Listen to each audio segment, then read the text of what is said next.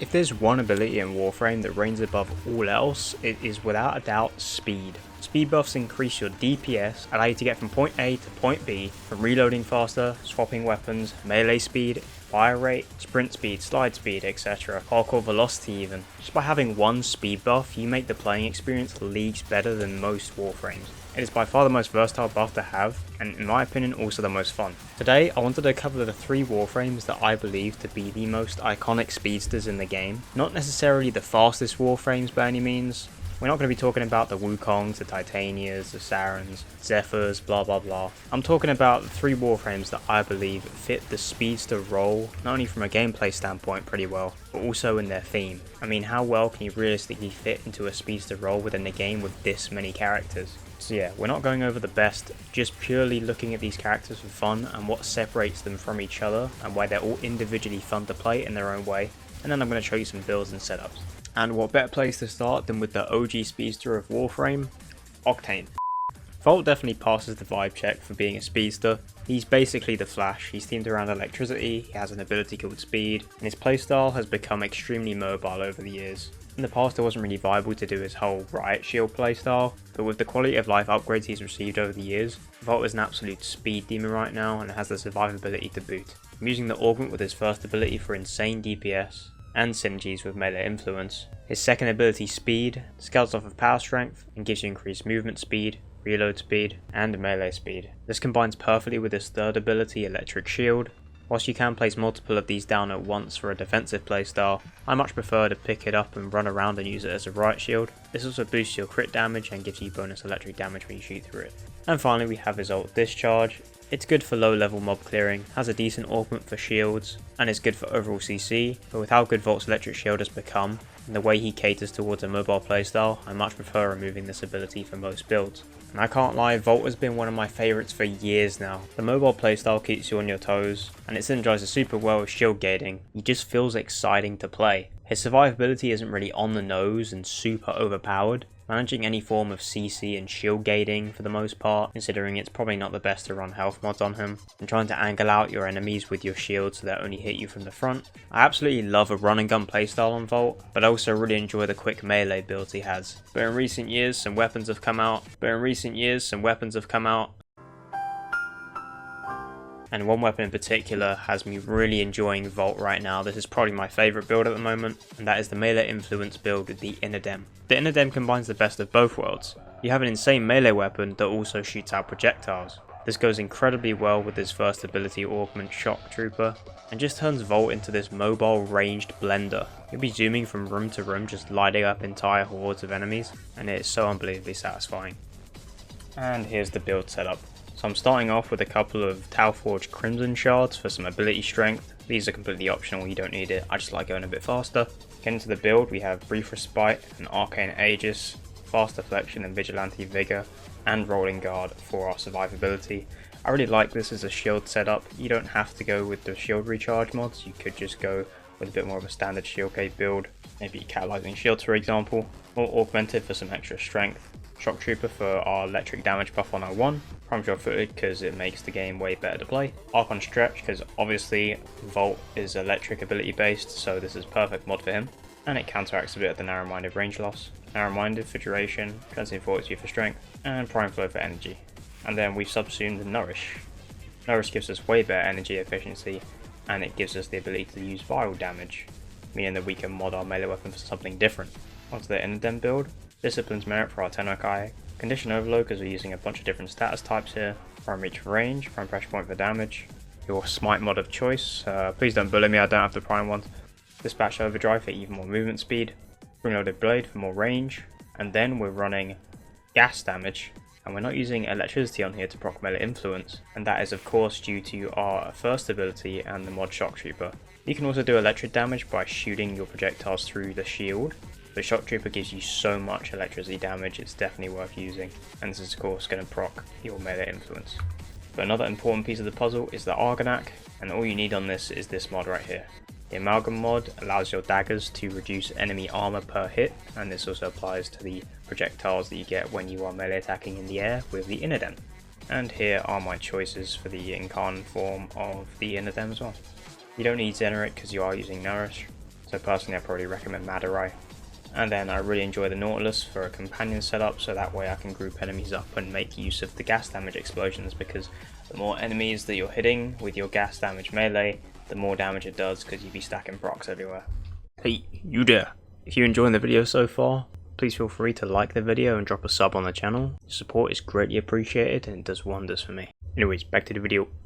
Okay, so that was Volt established, but we also got to talk about the way his speed feels in game, and how he differs from the next two Warframes we're going to talk about. His speed feels more like a long range sprint. I'm sure most of you guys have seen the videos of people racing Gorse and Volt in open worlds, and Volt usually wins because these races take place on longer tracks. He doesn't have much acceleration, but he's constantly going fast and getting faster the longer of a stretch of room you're going across. And he just always feels passively fast depending on whether or not you've got speed on, and of course how much strength you're using.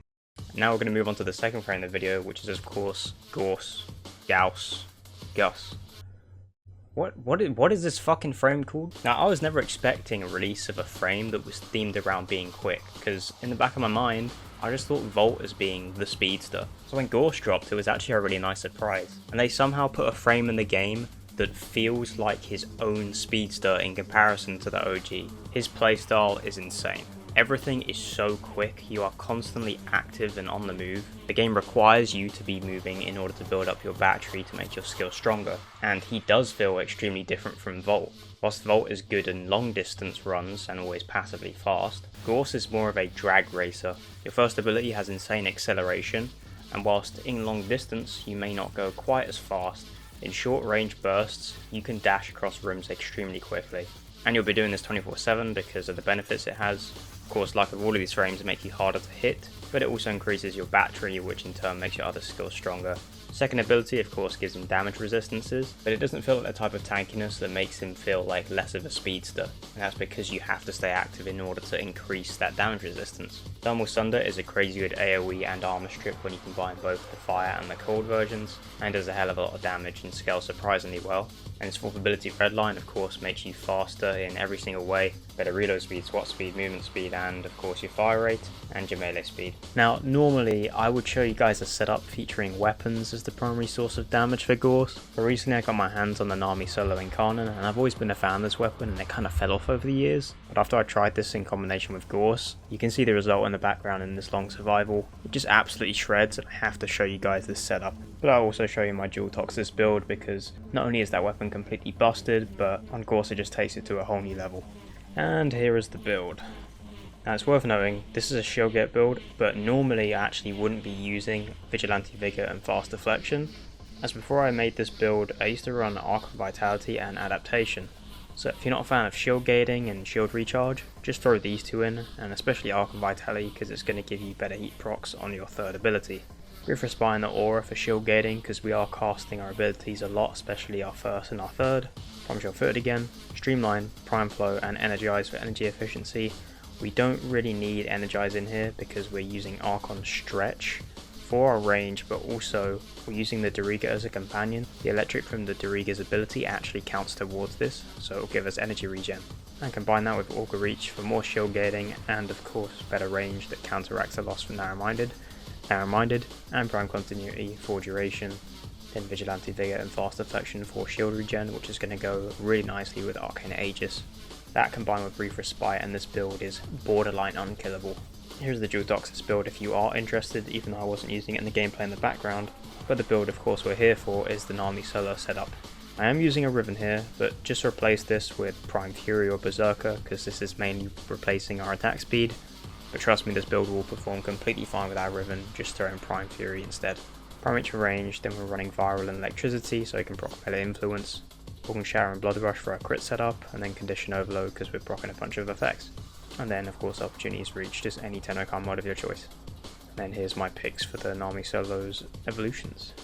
For your focus school you can use Madurai, but if you're not using Arcane Energize I'd probably recommend using Xeneric, as you may run into some energy problems, or you could throw more Format in the build and instead select out Streamline for Equilibrium, and that way you're going to have zero energy problems with or without Xeneric. It's no secret to anyone that's played Gorse that he basically has a perfect kit. The only ability you'd ever probably want to get rid of for something else would maybe be his third, but I think that's what makes him so perfect. He does have a great kit all around that doesn't need any helmet abilities, but the fact that the option is still there for you to remove one of them and replace it is a merit in itself. He is designed so well, and the playstyle revolving around his passive and the battery, it just never gets old, man. Okay, so there's only one other frame in the game that I think contests both Gorse and Volt as being an iconic speedster. Technically you could say he was probably the first to contest Volt because Nezha's been out for way longer than Gorse, but Nezha's form of speed is a little bit different than you probably expect upon first looking at his abilities. Sure, his first ability does give you a flat speed buff, but it's his increased slide passive that makes him so nippy.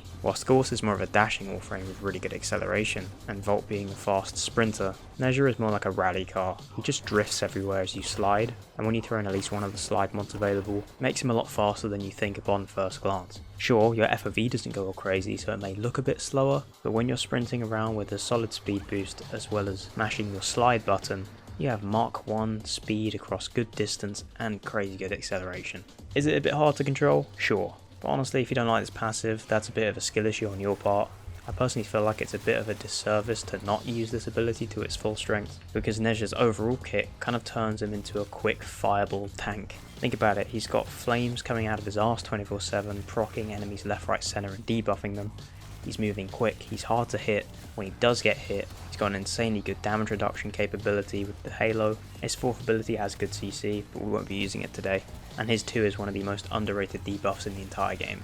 I do see value in his 4th ability, but that's for another build. Today I wanted to really focus on honing in his ability to spread large amounts of fire and status, as well as being a really fast debuffing tank. And that's what Nezha is. Compared to Volt and Gorse, he's more of a HP based tank that can debuff enemies on the move and spread large amounts of status. And instead of just sprinting everywhere, you are going to be mashing slide in order to get from room to room. And it's a nice playstyle difference because there's plenty of tanks in Warframe that you could just throw sprint speed mods on or give them maybe infested mobility as a helmet, or throw on some parkour shards, but it will not feel the same as using Nezha. You can literally Tokyo drift everywhere with a shit ton of HP and amp up your condition overload weapon damage. Now before we get into the build, I want to quickly talk about Nezha's 2nd ability. Not only does it increase your speed because you can throw it and then teleport to its destination, but this is one of the strongest damage debuffs in the entire game. When you throw at an enemy, it will chain to nearby enemies as well, and make them really susceptible to your damage. This will chain to more enemies if you hit enemies that are within divine spears. As you'll see by the gameplay in the background, I'm throwing this everywhere and most enemies do have a ring around them, which means they're debuffed, so it's chaining to enough enemies to make it useful. And I just never see people using this when they're playing Nezha. Whenever you run into a heavy target, just throw this at them and it makes them one shot. It's super underrated and really easy to use, and it's one of my favourite parts of this whole kit. And yet you're probably rolling your eyes after seeing that I'm using the turret in the background. Oh no, I'm using the best gun in the game, blah blah blah. I understand, Nezha is kind of a lazy playstyle. You're running around and just tanking, and I like the fact that I don't really have to use my brain. And that goes for my playstyle with my weapon choices on him as well. My personal favourite to run with him is currently the Archicore and the Torrid, but realistically you guys can use any AoE weapons that you think are going to get the job done, because we're combining Nourish with Firewalker, so that way we can run around proccing viral and heat at the same time, massively debuffing any enemies we come across in combination with our 2nd ability. So in the augment I'm going to be using Sprint Boost for some faster sprint speed to stack with our 1st ability. In our Exilus we are using Streamline Form. This is one of multiple slide mods you could use, but this one only costs 7 to put in, and this is what's going to make you really fast when you're sliding. We're using Archon Vitality not only for some HP but also to double our heat procs. We're using a massive amount of strength with Umbral Intensifier, Blind Rage and Augur Secrets. This is going to make our Nourish buff stronger, the damage from our 1st ability, the debuff from our 2nd, and the HP of Warding Halo. Now reminded in Augur Message for duration. You could alter this build, maybe add another former so you have more space, and then use something other than Augur Message. This isn't really needed. Same thing goes for Energy Nexus. Honestly, you're probably better off having Equilibrium in here, but Energy Nexus gets the job done. And then for the last slot, I recommend either using Safeguard or Reaping Chakram, depending on whether or not you're playing with a team. In a team, I definitely recommend Safeguard, and this also works really well when you're using a companion such as a cat or a Kubro. The Reaping Chakram is better in a solo setup because it doubles the damage of your ring and increases the chance of health orbs dropping. And then for our Arcanes, we're just going with pure survivability with Arcane Guardian for armor and Grace for HP regen. Plenty of things you can do differently with this build. What I probably recommend the most is actually Formering here, so you can get more space from halving the cost of Archon Vitality. Then get rid of Augur Message. You could even throw in a 2nd augment here instead, or you can make Nezha even tankier for higher level content by throwing in either Adaptation or Umbral Fiber. As you see by the gameplay in the background, we're fighting like level 300 to 400 enemies and I'm not really getting hit that hard, and that's without adaptation. But if you really plan on taking Nezha even further than this with HP, definitely throw in Humble Fiber or Adaptation, and of course Equilibrium instead of Energy Nexus. Now for both the Torrid and the Octacore builds, you can forego Prime Shred and put in a different fire rate mod, and you can also remove the fire mod because we are using Ninja's first ability, and I probably recommend putting in a faction based mod here instead. And of course for both the Octacore and the Torrid we're using the Galvanized mod so we can stack all of these procs for more damage. And speaking of the Octacore, here's the mod setup. The Octacore is okay without Sentient Surge, but if you're asking me, this is 100% a mod worth investing in. It is really expensive, but it makes this one of the best secondaries in the game, basically a slightly worse than Khan and Torrid. And once again, you could mix it up and not use heat in here, but it's really up to you. And then we're definitely using Madara in the setup because we're not really going to have many energy problems, especially if you're using Equilibrium instead of Energy Nexus. And then for our Sentinel, we're using the Nautilus for more grouping. So there you have it, the 3 frames that I consider to be the most iconic speedsters in the game, all fitting the role perfectly from a gameplay standpoint and a theme, as well as being really fucking fast. I know it's kind of silly to compare pop culture like TV shows and films to something like a video game, but it's always been kind of hilarious to me how in shows and film, speedsters often get bullshitted by terrible riding, and no matter how powerful they are, they always get bested by something completely ridiculous. But because Warframe is basically a power fantasy game, you really get to live out what it feels like to be a true speedster. Literally nothing stands in your way. And although that can be said for pretty much any Warframe in the game, doing it as a speedster is just an amazing feeling. And the fact that they can have so many frames in the game, all with different speed capabilities, but specifically these 3, all move very quickly on the ground and all feel completely different within their main role. And it's just one of the many things that Warframe does so well. If you enjoyed the video, be sure to like and subscribe, and also let me know in the comment section what your favourite speedster is, and this doesn't have to be any of the 3 from this video, it can include any Warframe that is particularly quick that you consider to be your favourite. I appreciate all the support on the channel lately. It's absolutely mind-blowing seeing these videos hit that algorithm, considering it's so recent that we started this channel, and I can't wait to continue putting the work in and see where we can get. Appreciate you guys for watching, and I'll see you in the next video. Take care.